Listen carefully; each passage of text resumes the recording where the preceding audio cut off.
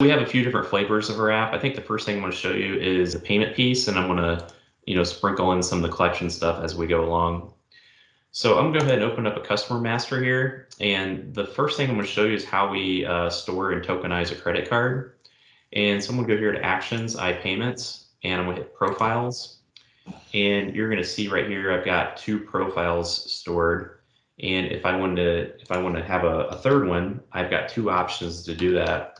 I could key that in by hand, and I could hit Save, and then you're going to see now I've got 3. Our system does do ACH, so you can store ACH information as well.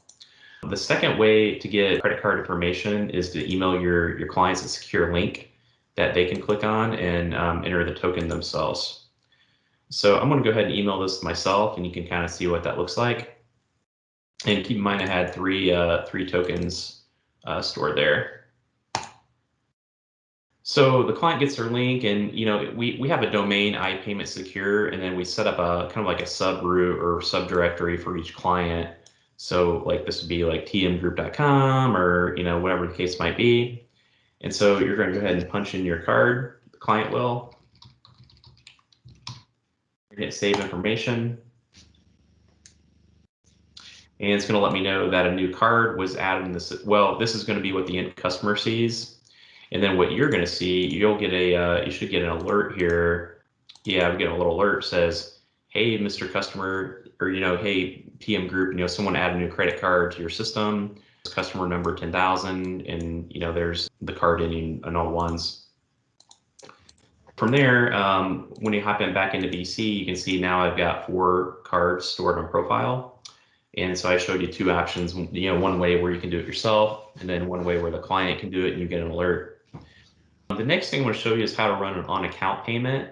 And so if I go to Actions, iPayments on account, this is like where you would run a payment. I call it on account, like where it's kind of like when you run a payment, but there's no order or there's no invoice in the system. And you still want to say, hey, I got in $150, and it's going to sit on that person's ledger. So this is where you would do that within our system. The next thing I want to show you is how to pay multiple past due invoices with credit card. So like I said, we have, one thing that separates us is our collections module. So I'm going to go to Actions, and then I'm going to hit Collections. And this window is kind of one of our crown jewels. This window is going to show you everything that's open within this specific customer. If you have credit memos, those would show in here. Here's all of your open invoices. So if I want to pay just like these 2 invoices with credit card, I could highlight these 2. I could edit the process amount, and then maybe I want to do a partial payment or whatnot. Then at the end of the day, I would hit iPayments, and then that would tally up. I would, my window would come up where I could select my default card, and once I have the card that I want to hit, I would hit Capture, and then real time, our app is going to make the cash receipts in the system, and then you're going to see that those are going to fall off my ledger. And then real time, our customer gets emailed a receipt saying, hey, Mr. Customer, thank you for paying these 2 invoices. Here's a receipt. You can carbon copy your accounting department and whatever you want to do. And you're going to see a lot more information in this window. We have the option to take notes, like collection notes. And so you could highlight this invoice and hit Note. And then you could select an action ID, and I've got one set up for promise to pay. And essentially, promise to pay is like you can set all these reminders. So if someone says, hey, Ken, I want to pay you in 2 weeks, you can set up those reminders. And then it kind of produces a little smart list type file where you can log in. And then when they pay it, it'll automatically complete the reminder automatically in the system. So I'm just going to flag that promise to pay demo. Then I'm going to hit back. And then if I scroll over to my right, you'll see notes here. Then this will show me all of my notes that are associated with that customer or with that document. And that's what I call a document level note. And then we do have the option to do customer specific notes, and that would be the note that I choose up here. A couple other things, we have the ledger entries window here. So if you need to apply any credit memos to invoices, that's where you would do it. Basic cash receipts you can do this window. One thing that's pretty cool that we did in our latest build is the ability to apply credit memos. Unfortunately, I don't have any credit memos, but if you had one, you could highlight the credit memo, then highlight the 2 invoices, then hit apply, and it would, it would just post it immediately. And like I said, there's some things with BC that just some basic things that aren't really that good. And I think our app just really knocks it out of the park for those features. And kind of the last thing in this window is if you're talking to your client, he's like, hey, you know what? I never got any of my open invoices. Can you email me everything? You could just simply highlight these. You could hit send email. And then once you hit send, it's going to send all those attachments with a click to pay, and then the client pay it, and then the cash receipt gets written back in the system real time. And one thing that we do is we pull in the customer name automatically, and then we pull in the user who emailed their name automatically from the user setup window. So there's just some little things we've added along the way that really make it a slick product. Let me show you our merchant setup window. And so when you download our app, it comes with a dummy merchant account, and you can use the the four and all ones and whatever. I think one thing that separates our app as well is when you go to post a cash receipt, what most people do is they set it to go to a clearing account, right? And they set it to go to auto post. And we have a funding option. And so basically what happens tomorrow, okay, let me take a step back. So today, if you do $1,000, like 20 transactions, whatever, you're gonna debit that sweep account, the clearing account. Right. And then tomorrow, when the money hits your bank account, we've got a funding feature where it's going to debit the bank account and then credit that clearing account. And so you have that one entry that makes your bank rec really clean. Okay. So does that all make sense? Yeah, it does. Yeah. Okay, cool. So is there any other questions on this window that you guys had, or then I can go ahead and kind of move forward? Okay. Cool. Well, the next thing, so I kind of showed you like past due documents, like things historical. The next thing I'm going to show you is how we work off open documents. And so we work off of a quote, order, and invoice. So I'm just going to go ahead and start with a quote. And like I said, I think the quote, right now, this is kind of one of our crown jewel features too.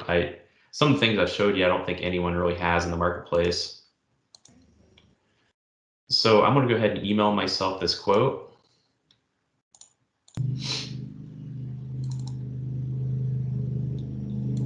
They're going to hit here, click to pay, and then basically it's going to show the page with like the information on the quote. And so this pulls real time from BC. And so here's a good example. There's no purchase order here. And so if you were to go back and add a PO number here, and I think it's kind of goofy that BC calls it external document number, but it is what it is. So then you refresh your link, and then you're going to see that purchase order number come there in the system. Then from there, what's going to happen is the customer can go ahead and enter their card, enter their information, hit authorize payment. And what our system does is if this quote is successfully approved, it's going to convert that quote to a sales order, a real-time sales order in the system. And then you're going to get an alert that says this quote was converted to an order. So if you have like orders at tmgroup.com, you can set that generic email up, and you're going to know when someone approves their own quote. So from there, I'll go to sales orders, and then a couple things we have down here on the right. You can see if there's been an authorized amount, a deposit amount, a card on file. And so here's the one I just did. I can tell because I've got my PO number in there. And so typically what happens with a lot of these distributors that we work with, they'll come in and say, hey, you know what, I'm gonna add like $2 for shipping or back order line, whatever the case might be. So from there, they'll go ahead and post their order. And what's gonna happen is it's gonna submit the credit card in real time, and then it's gonna create the cash receipt and close that out in the system. And then it's gonna email, I think I've got my email on there, but yeah, it'll email a receipt here, says, hey, thank you for your business, yada, yada, yada. So that's starting at the order level. The next thing I'm gonna do is start at the quote, that was at the quote. Now I'm gonna start the order. So let's go to new sales orders. And this is probably, to be honest, this is probably where most of our clients play on a sales order.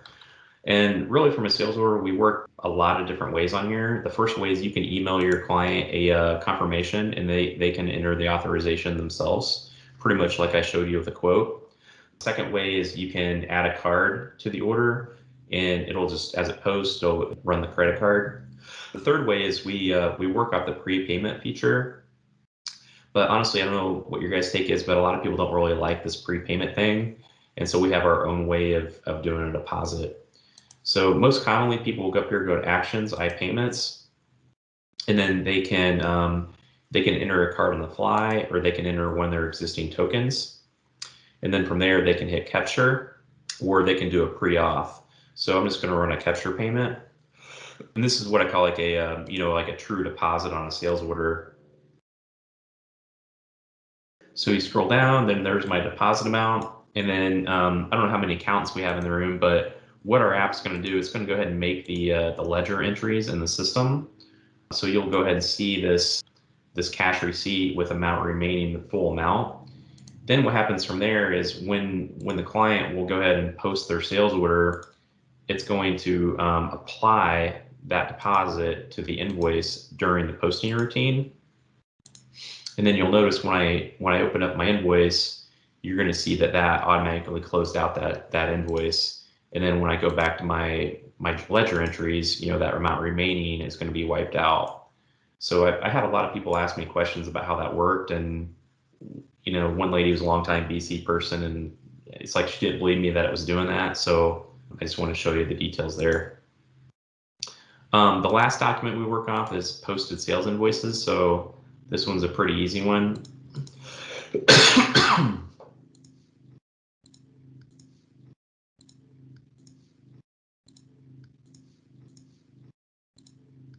So now I'm going to go ahead and post this invoice. And then we are going to email this to myself. And so our app, there's an out-of-box field here called payment service. And so, we always try to leverage as much out-of-the-box features as we can. And so our link works with, in conjunction with this payment service. So I'm going to go ahead and open this guy up. And same thing, there's my link. We're going to click that guy. It's invoice number 3296. And if they have a card on file, or if ACH, they can select credit card. You can say, hey, do I want to use one of my existing cards or tokens, or I can, enter one on the fly. So from there, I'm just going to go ahead and hit submit payment. And that was invoice number 3296. So let me go ahead to go posted invoices. And then there's my 3296, amount remaining 0. So it makes that cash receipt real time in the system. So I think that kind of covers the payment piece. And then from there, I'm going to hop into the collection. We have a couple fields on the customer master. One field is called collector. And I'm going to go ahead and create a couple here.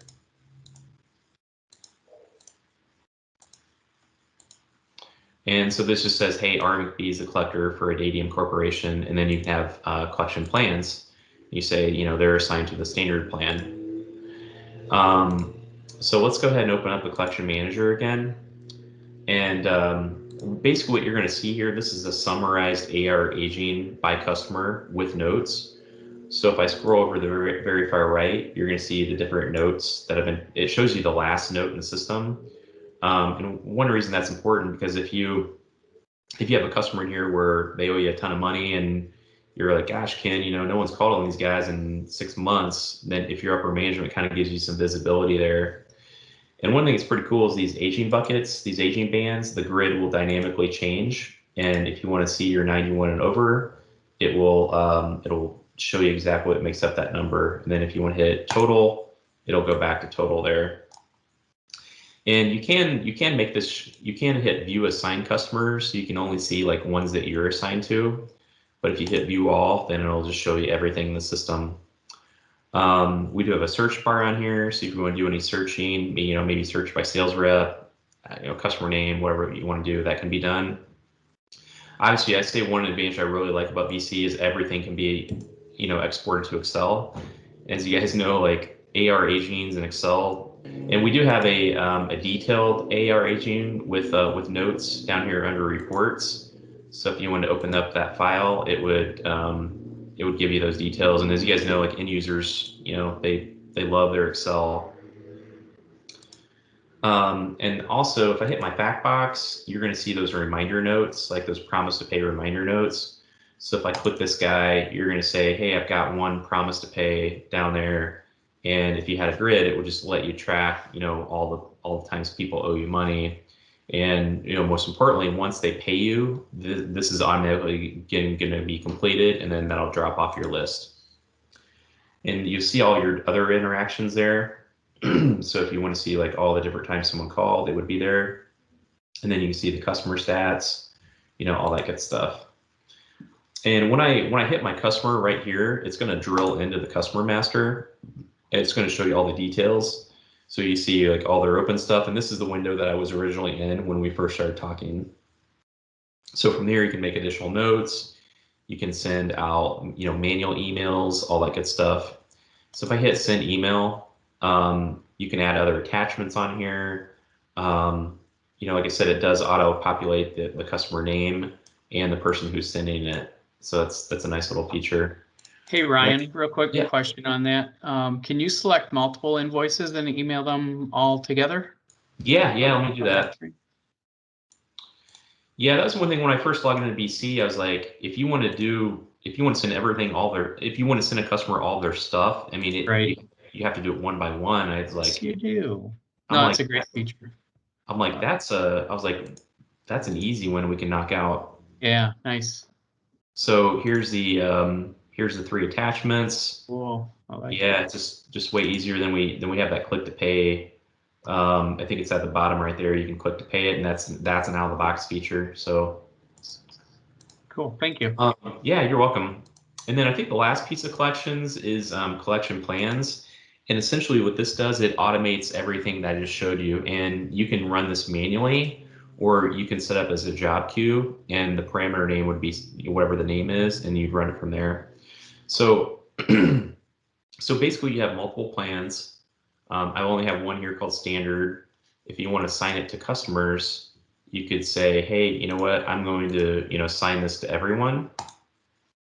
Because when we came out with this, someone was like, the first thing a client asked me is like, well, what if I want to send to one customer? And I was like, okay, well, we gotta solve that problem. So from there, you can have minimum thresholds, such as like, hey, I only want $50 minimum. And then down here, this is kind of the good stuff where you can have different sequences. So as you see, they're kind of like by aging buckets, and so you can have different templates that are sent. As you get moved along, you can get a little more aggressive in how you do things. And one of the things we added is actually you can send a reminder before they owe you money. So here's one that's called 15 days before the due date. And so I'm just going to run this manually. I'm going to hit run. And like I said, most people will schedule this to run once a week on a job queue. And but you do have the option to run it manually, and carbon copy your internal accounting email and all that good stuff. So my email should be blown up here. And so, I think I do have a couple emails on there where I'm using the Qutoes, generic email. And so, the customer would, get their letters. Hey, Mr. Customer, here's your, friendly reminder. Here's what you owe us. Then invoices are attached and so on. So yeah, this is, like I said, I really think like what we have is like, I don't think anyone has anything out here in the marketplace like it. I feel like in the payment space, I think we have the best payment space app, and then collections hands down. Like I think when you combine the two, it's, you're dealing with one vendor, and it's just easy to get going. We integrate with a product called invoice.com, and so typically the way it would work is like you would have this link off the top right of your website, like, hey, log into my customer portal, and you'd kind of same deal. You'd have your own domain, tmgroup.invoice.com, blah blah blah, and so from there the customer would enter their email, and then it would email them a sign up link or a link where they can get in and see all their open invoices. And so that one actually came through pretty quick. And so, so from there they could click on that guy, and then it would show you, all of your open invoices, history. If you had like a question about the invoice, you could do that. Then it would get routed back to the AR team, download invoices. Anything someone's going to want would be on this portal. Awesome. Very nice. Yep.